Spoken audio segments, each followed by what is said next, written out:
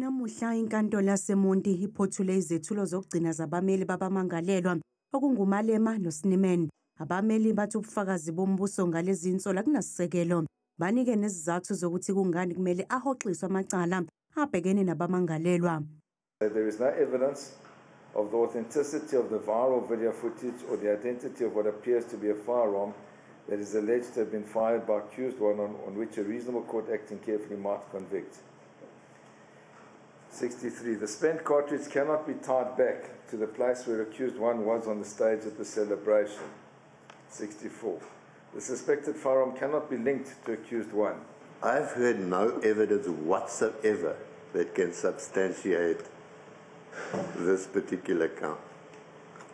The state itself has conceded in its sense of argument that it cannot substantiate a conviction on the fact that accused number 2 handed over a firearm to accused number 1. uMalema uthi Lelicala linenhloso ezombusazwe. Since 1994, there shouldn't have been any trial of this sort. You can see that this is driven by particular motive. And in a normal magistrate court, the magistrate would have passed judgment and say, I will send my reasons later. Because matters have been canvassed with for a very long time.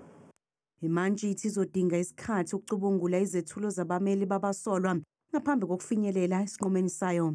Icala lizobuyela enkantolo mhla zingama-29 kuMandulo.